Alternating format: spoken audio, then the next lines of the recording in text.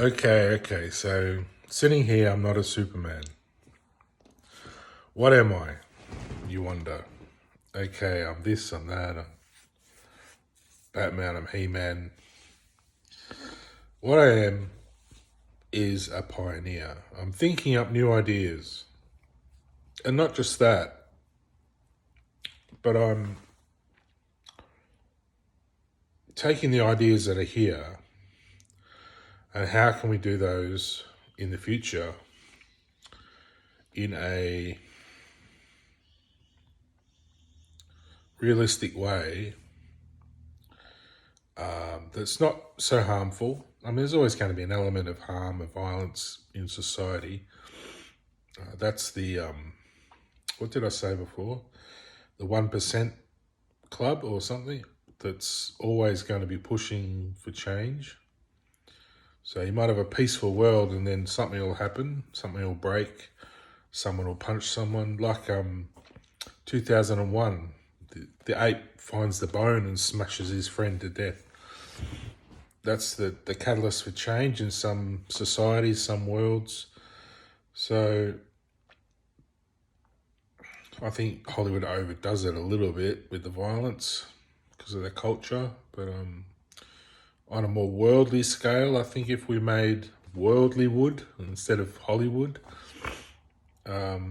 we'd probably get a better, broader picture of society, not just the world ends in one day or something all the time, you know. But that's just movies, that's not reality, so. But it's an expression of our desires, movies, especially older ones. You know, they come from the heart. They're not so much a team collaborative effort to sort of manipulate the viewers into spending money. They're more a creative expression of what they want to tell a story, you know. So the older stuff I cling to more than the newer things, which are mainly rehashes of old stuff. So, but I think society will come to a point, it will start to change. We won't be looking at the TV so much. We'll be out there doing it more, you know, space exploration and supermen and gods. And I think with people like me who believe in it, because you've got to believe in it first. You can't just dream about it. You have to believe in it to commit the change, you know. It's not easy to believe in it because we're told by the media, this is reality, you know. Guy got stabbed in the shop and thieves ran away. That's reality, you know. We're told that all the time, but I've never even seen that in my world. It's just something I've seen on TV.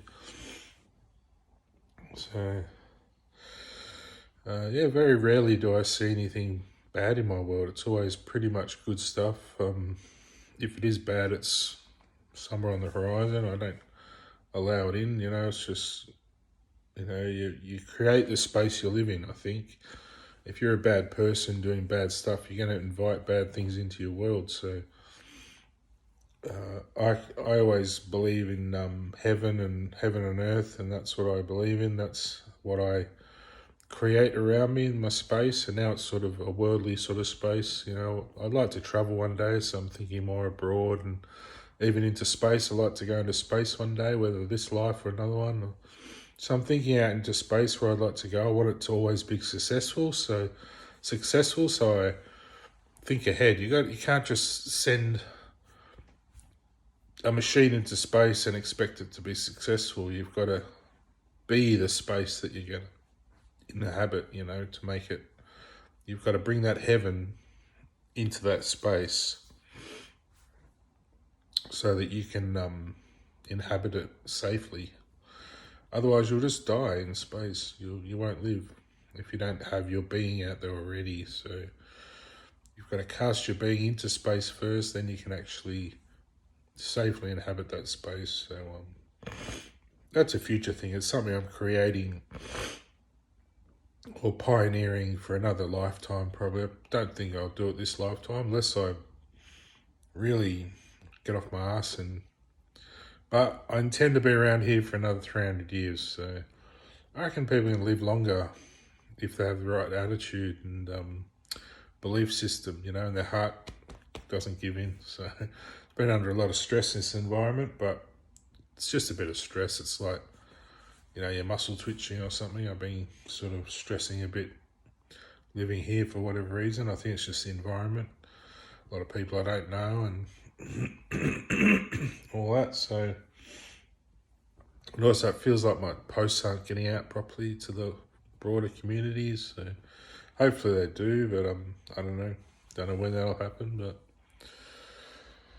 it's all good and it all helps the process. Then I don't have to stress about anything. It just goes out beautifully, peacefully, instead of it, being a more of a hard effort to get my point across. So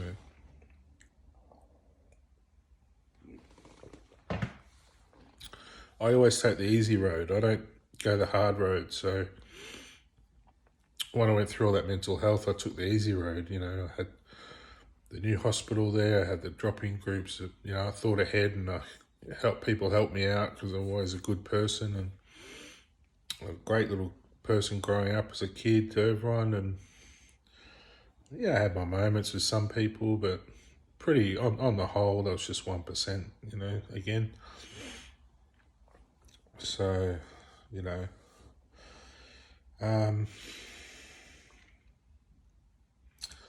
back to being a pioneer, that's basically what I am. I think I'll always be a pioneer, always pioneering new ground and new ideas. And I just wish I had a better platform where I got a bit better heard, because it feels like I put these amazing ideas out there and no one's really hearing them. So, it would be nice to get some feedback or something instead of just negative comments. People are pretty bitter, I suppose. Don't like, people excelling. They want to push people down. So, I don't think that's a good way to treat people. So, I think we should always help people achieve and succeed and, move on and get on with things, The world prospers more from good work, not just more shitty work, but good work that's efficient, and I think the more good people helping the world succeed, the better, not just get a few that pop up that do all this shit that doesn't really do anything, just back where we started, it's like, and not trying to put down their efforts, but some of them are a bit, why worry, why bother with doing some of those things that just seem egotistical. I think slowly developing Krypton here would be good. You'd probably think, oh no, it's going to turn into an ice planet or something, but that's not what Krypton is. Krypton is a planet where kryptonite has been discovered, so, or whatever you want to call it. That's just what they call it in the movies, but I'll just use that as an example. But it's just, it's one of the strongest elements in the universe, which doesn't exist on Earth, but the elements here exist to create it, but the Earth's not in the right,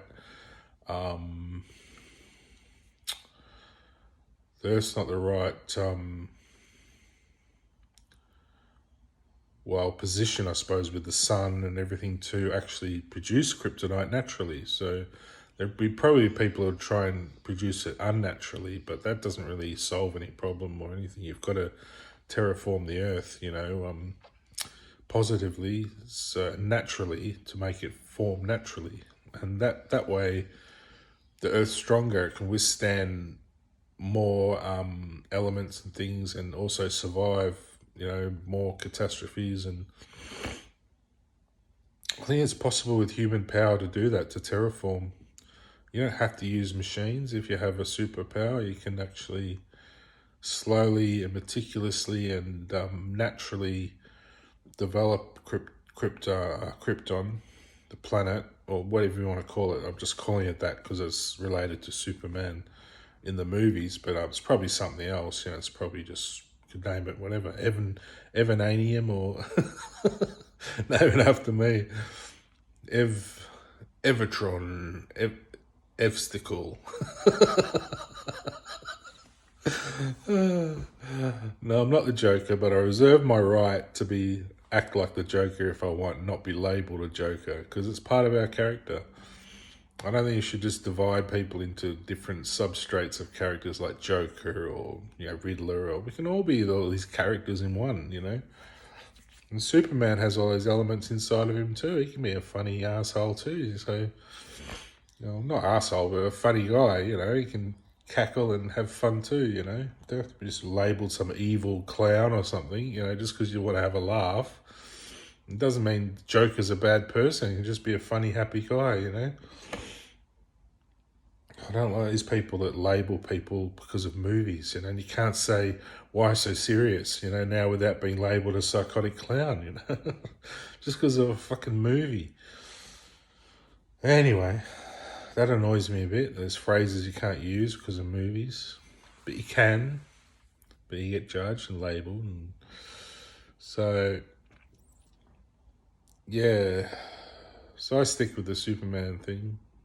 It's underneath this, I'm a Superman, being born.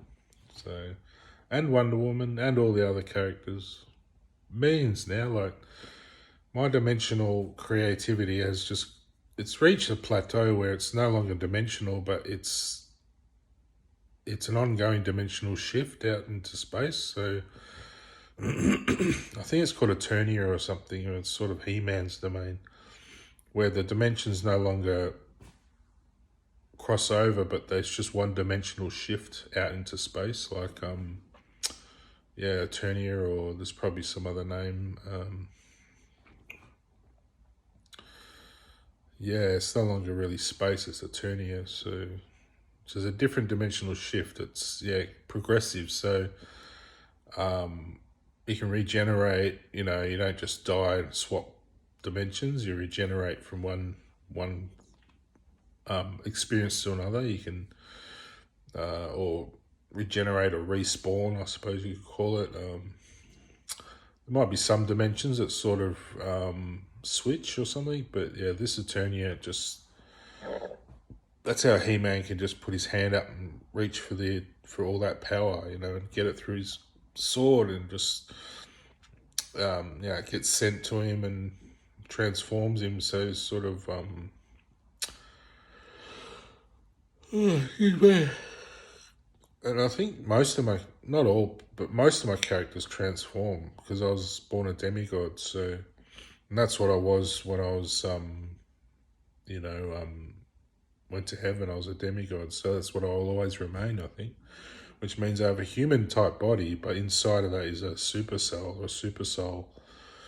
So I can transform from human to super soul, which I haven't actually done in this life. I just wonder if that does actually happen maybe towards the end of my life or something. It might be through a sexual experience. I might find that, or which I haven't had yet, or who knows, might just be some experience I go through and I might actually find that. I mean, I might not, but it would be interesting because I can feel it inside of me like wanting to burst out, but I just haven't found it yet. I don't want to do it unnaturally through some kind of chemical or something. I want it to be a beautiful, like loving experience. Maybe when I get married or something. I think what it is, I'll meet my wife in heaven, and that's when I'll transform. My life will change. It'll probably just a change of life, and I'll just be a different attitude. Probably a more serious person like this, but without the stupidness of having all that built up sexual energy. It will be sort of probably serious but beautiful, and sort of more interesting, and like a flower that's bloomed, because I haven't bloomed. I'm still budded up, I'm still I'm sort of waving around the wind going, look at me, and sort of haven't found that blossom. Anyway, I better get ready. I've got my photo shoot today, so I was going to go for a little bike ride just to churn up all the body and get it all feeling a bit better just before I go. And I want to look my best. I don't know what to wear. I've got to show off my tattoos, so I might have to wear a shirt, but I don't really have one, but I'll have a look.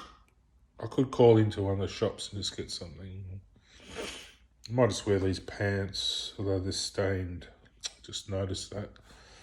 What can I wear? What can I wear? I need to wear some shorts. Yeah, I might wear my shorts. Stuff it. Look like I'm at the beach. Beach Ken. I'll dress up as Ken, won't I? Look like Ken. No.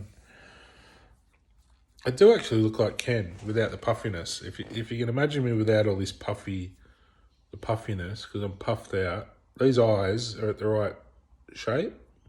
My eyes are good. Just this is puffed out, so it should be like, how to put it? My eyes are good. My eyes are almost as they should be. They're a little bit tired.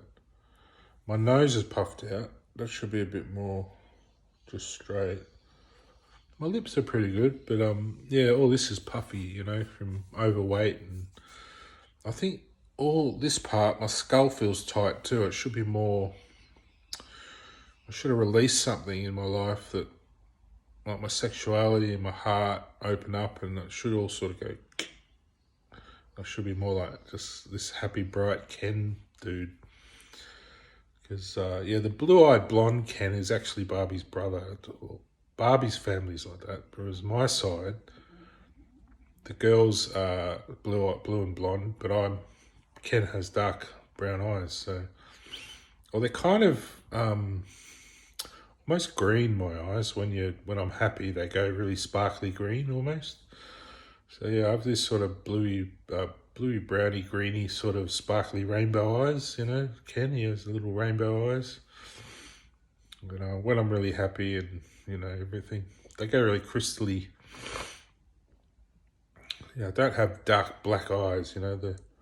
If you look at them closely, they look dark there in that shadow, but it's hard to see it.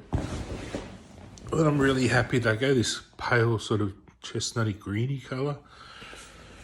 Which, I mean, not unhappy, but just not really excited. My hair, poor old hair. So I'm more of a classy Ken rather than beachy Ken, I suppose. I got the tattoo. I don't know why I got that really, but took a risk.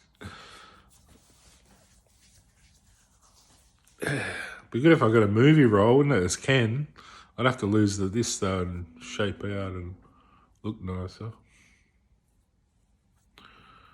Everyone says anyone can be Ken, but no, there's only one Ken. Ken's the hero. Not everyone can be Ken. All sorts of different names. I think every denomination of humanity, rather than call it race, more a denomination, has a different name for their Ken. So it might be Chinese Ken might be Zen or something, or whatever, or Ming or something, or you don't really call Chinese Ken, I don't think. Doesn't sound right.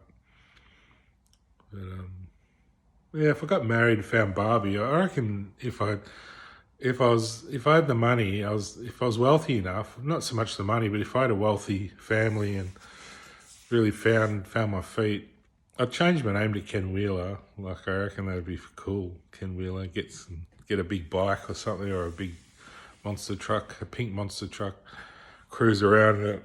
Like that guy Beast gets around his tank, I get around in my monster truck on the roads. I have to go to America. You couldn't do it here, could you? I think this world here in Melbourne is getting more and more attuned to Asia as we go. It'll just be all Asian soon, I reckon. So it makes everything small, like the bus seats, you can't fit in them like guys like me. I'll have to go to America or somewhere where there's bigger buses or something.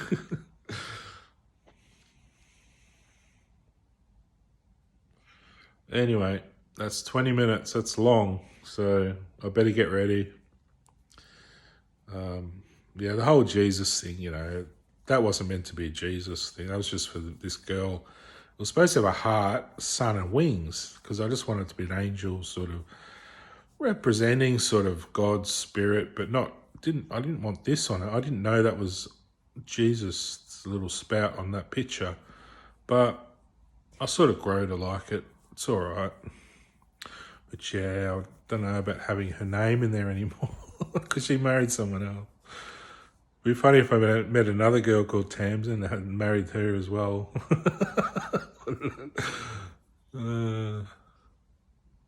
I could change it to someone else's name. I kind of like it though. It's kind of my Scottish name. Tamsin is sort of my original. It can be male or female. So, a bit like Evan can be male or female. There's some Evans out there. Your name's Evan Rachel Wood or something. Is that the one? Yeah.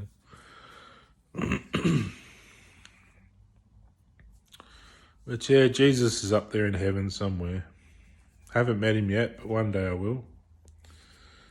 Yeah, it's funny how that all happened. Like, I think because of what I went through, Jesus wasn't born on earth. I took his spirit, I just sent it straight to heaven. It was weird how it all worked. Because when I was born, like I came from Elvis, but Elvis was really just part of Jesus' soul. Like, he was the romantic musical part, so... And all the other guys had different elements too. Some were brave and some were quiet and some were this and that. So when I was born, like, from that spirit, that Jesus one, and I got to the point where I became a creator. I recreated Jesus in heaven, just sent him off. I just didn't want him on earth anymore. So I think what he did was, telling... Well, he didn't actually do any of that stuff, say I'm the Son of God or anything. That was said about him. So he just went through life innocently. He was innocent his whole life. But when it came to that priest or that judge, and he said, "So you're the Son of God?" And he said, "Well, if you say I am, I must be," or whatever. He was just going along with it, you see. So Jesus never actually walked around saying, "I'm the Son of God." That's blasphemy. He never actually did it. They did it to him. So he was innocent. But because that happened and because of everything throughout history that's been related to him, he couldn't come back to earth. Like, I realized that he wouldn't be able to be recognized on earth because it just would never work. He'd have to go to heaven and not come back. So, so when I did return like that, I couldn't do that. I had to evolve. And the moment I evolved to a Superman, I sent Jesus off to heaven. So, yeah, I moved on. So, he's gone now. But, yeah, under this, I'm more of a creator now. More, well, Superman's part of it, but more, my biggest spirit soul is like the actual creator, the initial creator now, which is become what I am. So, but yeah, as a demigod, I'm still just my own little human body, but my soul is like a monolith. It's enormous now. Like, when I walk around, I'm so at peace. It's just, there's aggravation from different things I pick up on, like the internet or little cameras or unhappy people around me, or who resent the person I become. But that's just where they're at. I can't do much about that. They didn't really create a wedding for me, so I can't create a wedding. I can only offer myself. So always hopeful I meet someone who still wants to love the person I am, the human, and maybe one day through that love I'll discover this Superman. But it might be more of a dimensional shift now, that actual transformation. Once the terraforming changes on Earth and Earth discovers kryptonite, or whatever you want to call it, and that's just the belief system I have. It just seems the right thing to do to help save the world from climate change. It's the only thing I could think of to do, because no one was really doing much. They're saying they were, and they're sort of stuffing around and they're sort of doing this and that. But I thought, well, I've got to get out there, and that's just what my soul decided to do, is protect the planet and protect nature and animals. And I have a little bit of meat, but all animals just about eat meat, so it's just a natural thing. I don't worry about that. I'm not like a staunch believer in Krishna doesn't eat meat. You know, Krishna's a god; he can do what he likes, and the cows actually lay down before him and pass out and die for him, so they can become human. So and they offer their flesh to Krishna to put on the spit. So that's the way I see it. But why would Krishna not eat meat and the rest of the animal kingdom does? That's not right, because Krishna's a god, he's a king, so he can do what he likes. Some of his female compatriots or his maidens and things probably refuse meat as a sign of respect and probably to make their bodies more supple, so they probably don't like the meat.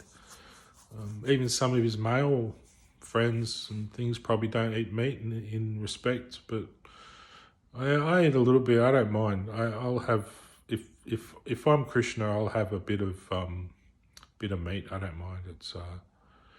It's showing that I'm respecting nature and respecting animals and saying I'm one of you. You know, it's like it's okay. I'm saying to a dog, it's okay to eat meat. You know, you have the right to eat flesh if some animals offered that to you. So.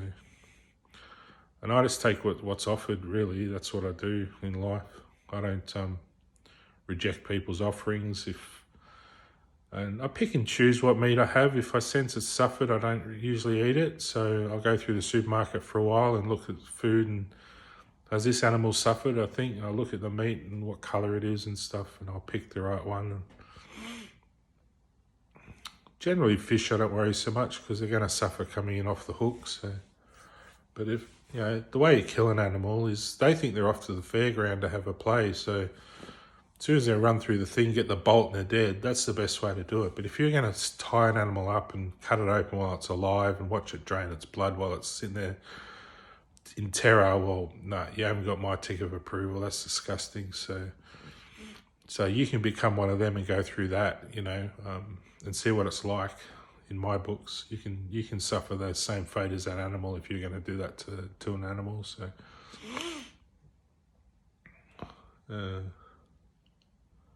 anyway, I don't mean to end on a bad note, but yeah, just animal cruelty gets to me. I just don't like that idea. You know, cats play with mice and they end up killing them, eating them, or whatever they do. But that's just the natural way of things. But if you've design some, you know, mechanism because of some strange belief that animals need to suffer to eat their flesh, that's disgusting, I think. But that's just what I think. So, see you later. I'm off to have my photo shoot. Hopefully I get in a show or something. I don't know. I was going to go on one the other night. There was one there for an advertisement for a guy interested and excited about technology, and I wasn't sure if I had to have kids, though. It said a father, so I was going to ask my niece and nephew, but they didn't sort of want to do it. But yeah, maybe I should have just applied anyway and found out. But I'll do it the next time. I just wanted my photo shoot done before I did anything and fix up my profile. So I'll fix all that up the next few days when I get my photos back. And yeah, it's going to be fun.